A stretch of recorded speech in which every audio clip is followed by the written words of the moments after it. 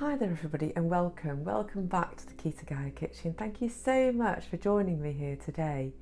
You know, for years people have tried to come up with different ways to manage the appetite.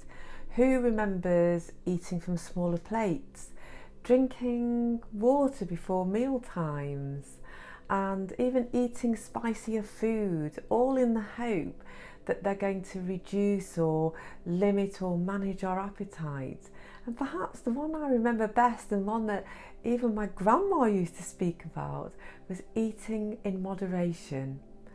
Moderation is a very subjective word, so it could mean really anything.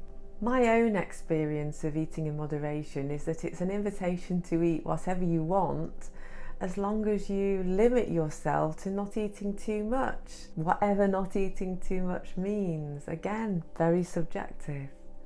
Anytime I've tried this way of eat what you like but not a lot of it, it's not worked for me. And certainly before I did keto, it seemed like I didn't have that off switch that told me when I'd had enough to eat. More recently, there's another word that is being used more and more, and for that concept of having eaten enough, and that word is satiety. Anybody who's done keto, low carb or carnivore for some time will tell you that they have, probably for the first time in a long time, understood what satiety is, and that when you eat real food you don't need to limit anything, because the human body has its own way of self-regulating. So for the last 120 years, scientists have used the calorie, a scientific measure of the energy in food, to tell us how much energy we're eating. And that's been applied as a method of limiting how much we eat in a day. And it does beg the question, why do we have to put a false limit on an appetite when we already have an inbuilt system? Could it be that what we're eating doesn't allow our inbuilt system to be recognised? Over the years, it's become obvious that for most people, putting that false limit on how much we eat simply doesn't work. And then someone's come up with the bright idea of balancing that out with moving more. I think that's been an unmitigated disaster. So eating in moderation doesn't work. Self-limiting calories doesn't work either, and nor does calories in and calories out. When I think back to before I went keto over 10 years ago, eating in moderation would have meant that I ate whatever I wanted to, as long as I didn't overeat. And of course, in that case, I was going to choose biscuits and sugary snacks and all the ultra-processed foods I loved back then, because they were the foods that formed a large part of my diet, together with lots of fruits, pasta, rice and bread. Now we know that certain foods, like highly processed foods and foods very high in sugar and starch, can increase the drive to eat. And they do this through the way in which the components of the food have been put together, to ensure that the amounts of sugar, salt and fat in specific ratios that are found in ultra-processed foods are in very high concentrations in those foods, and that those high concentrations of sugar, salt and fat, together with refined carbohydrates, are very quickly absorbed by the body, leaving us feeling like we're on empty, which is the exact opposite of what we want, a feeling of satiety. And to make matters worse, they stimulate the brain to release a very powerful neurotransmitter called dopamine. So neurotransmitters are chemical messengers that carry information between nerve cells in the brain. And the neurotransmitter dopamine triggers feelings of pleasure and satisfaction, which may sound good, but when you consider that as a species we're hardwired to move towards what pleases us, you can see how that constant dopamine release can become addictive. So ultra-processed foods contain certain ingredients in a particular ratio in a very high concentration that is going to keep us going back for more and more, and can become addictive. The result is that the brain takes the brakes off our pre-programmed ability to self-limit food, so we end up being unable to stop eating.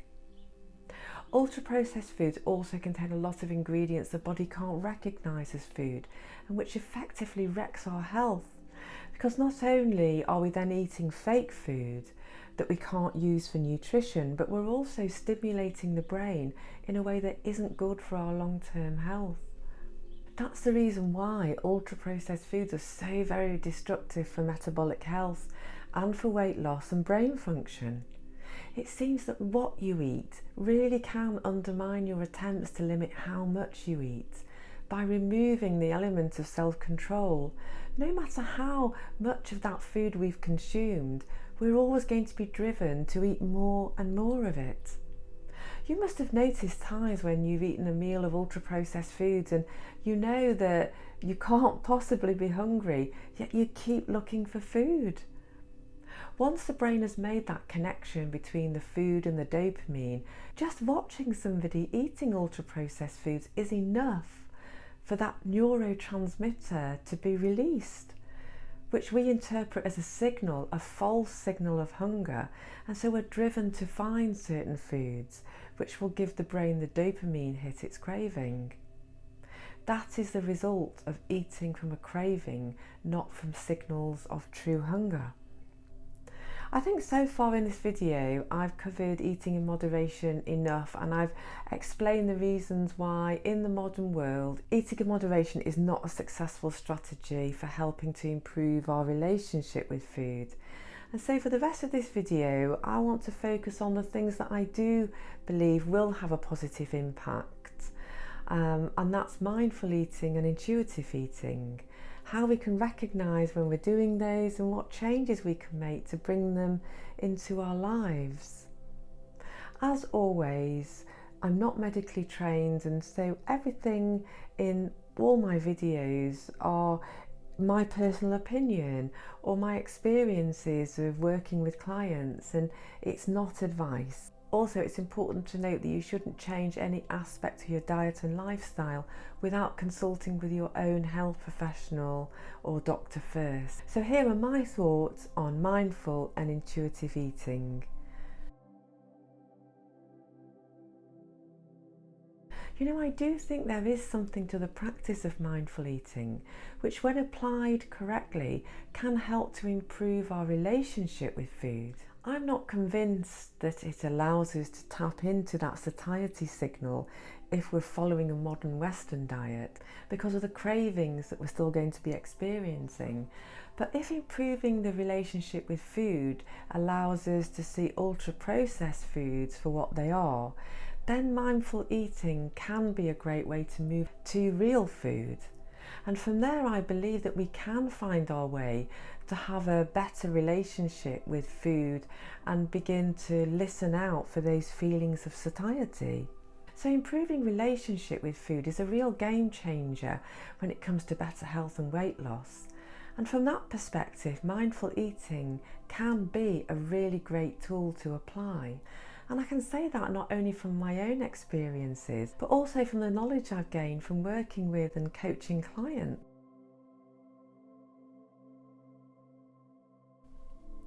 I am a strong advocate of putting in place positive habits around meal times, and so here are my rules for mindful eating.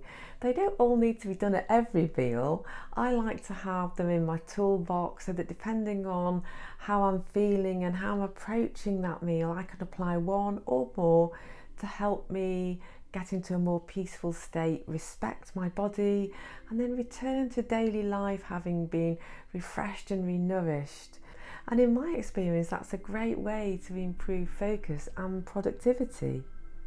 So here are my thoughts on mindful and intuitive eating.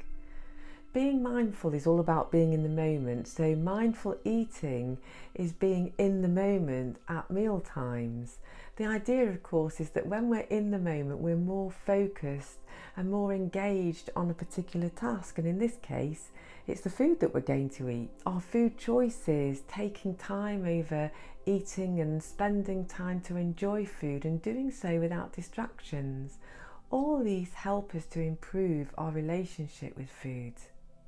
Being mindful at meal times means noticing where our attention is. Is it here and now, or is it on a conversation we had 10 minutes ago, or the meeting that we're going to be having in 1 hour? Bringing our thoughts back to this moment is a good first step, and we can do this by becoming aware of how the body feels. Maybe the chair we're sitting in, or if standing, wiggling toes and shuffling feet a little bit, feeling that sensation of the body in movement.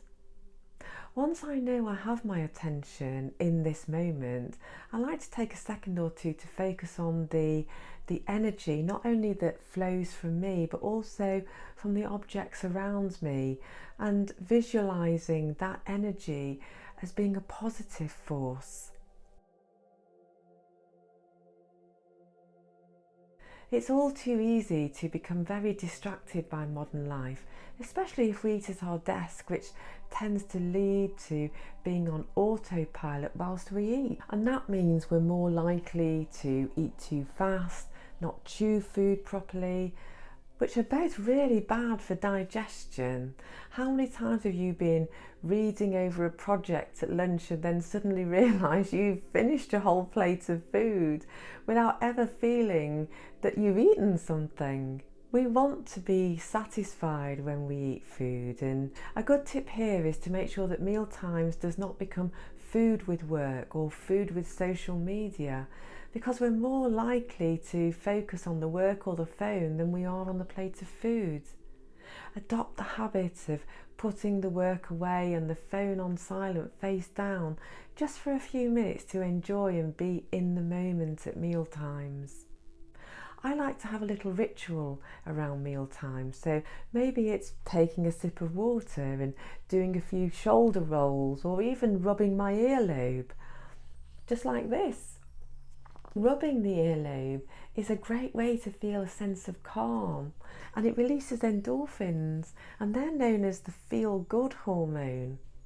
So in terms of making sure we're not on autopilot, perhaps it's not what you do, it's more about taking those little actions consistently and regularly at meal times that tell your brain, you know what, it's time for food now.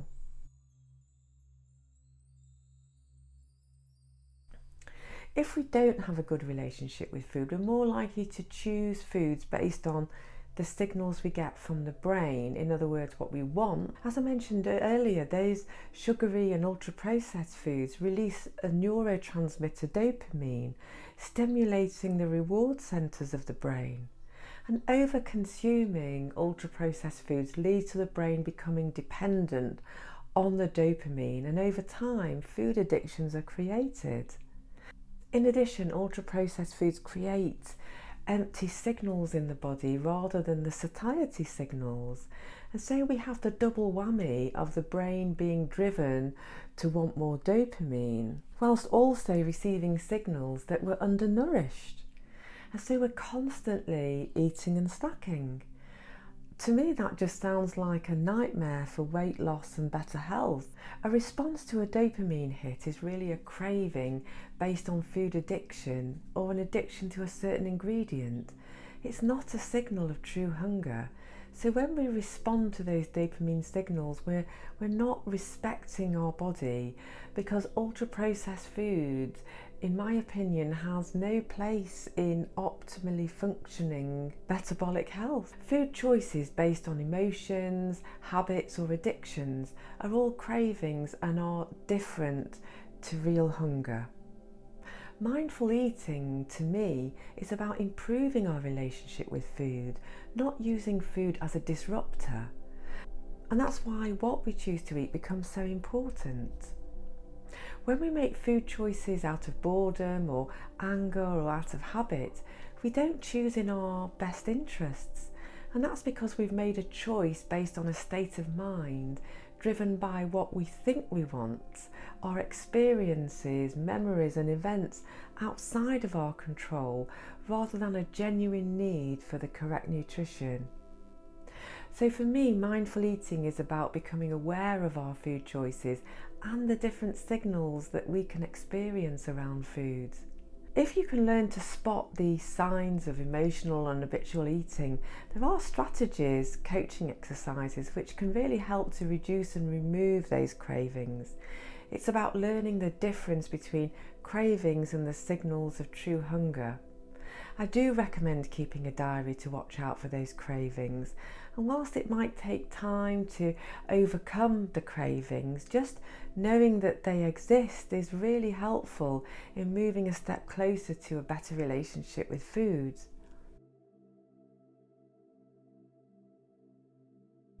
Mindful eating is about learning how to give our complete focus to meal times, letting go of tension and tightly held emotions. So thinking about something that's happened, holding on to anger, or anticipating conflicts that might happen, or even something we're looking forward to in the future. When I have a thought that I just can't get out of my head, I like to imagine I've wrapped that thought or that feeling up into a big box, and I've put it on a sailboat and I've sent it out into the distance on the water. I can watch it as it drifts away, carrying with it all the emotional baggage that I've been holding on to. I can see in the distance the space between me and those emotions, and I can feel a sense of space and freedom from those ruminating thoughts. Sometimes I have to do that 2 or 3 times before I'm really able to clear my head properly. Getting into a good practice of breath work before we eat allows us to take a moment or two to reflect on how we're feeling, reduce stress, become aware of how our body's feeling, and prepare mentally and physically to give our body the nutrition it needs whilst being in a relaxed and focused state. The specific breath work I like to do is I take in a deep breath for a count of 4, I hold it for a count of 4, and then I breathe out for a count of 8. I personally find the more I focus on the out breath, the more relaxed I become. This type of breathing also helps to increase the influence of the parasympathetic nervous system. This is also known as the rest and digest system.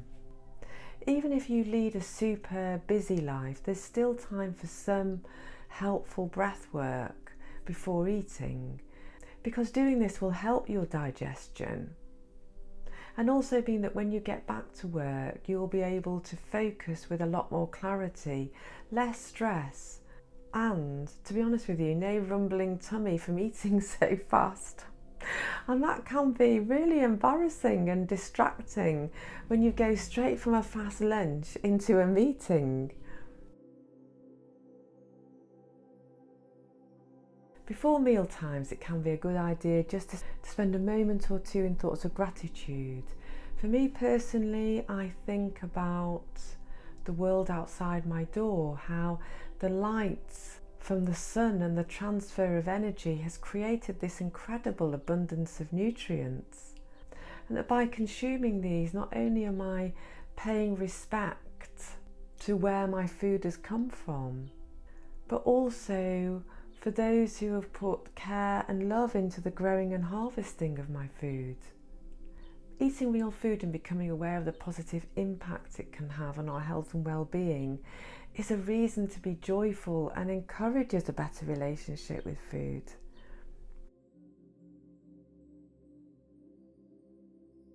Now, I know I've mentioned my grandma in a previous video that I did about longevity a month or so ago, and I can remember my grandma telling me back in the 1920s, one of the most popular health tips back then was to chew each mouthful of food really well, like 20 times.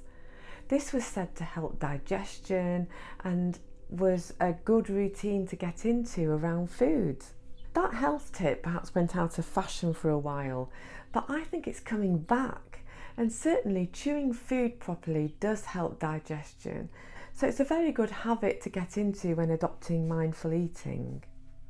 Humans have a basic ingrained need to chew.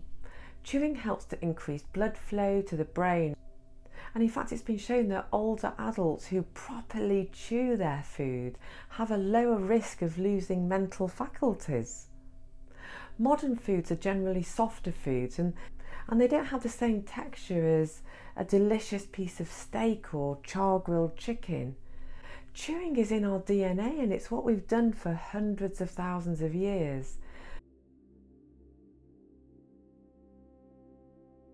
Paying attention to the taste and texture of food is important in mindful eating because it helps to make that connection between mind and body. Whilst eating, consider what the food feels like in your mouth. Is it soft or crunchy? What sensations are you getting? And do these change whilst you're chewing the food? So it's really all about spending that extra time on each mouthful of food and savouring each mouthful as you go along through the meal.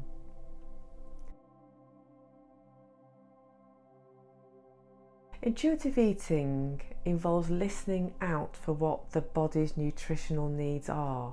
And to do that, we have to be in the moment, because only then can we feel and understand the signals that will guide us into making the right food choices. However, for me, intuitive eating goes beyond that, because whilst mindful eating is about creating a state of mind that we bring to improve our relationship with food, intuitive eating is about tapping into information that comes from inside of us. It's already there.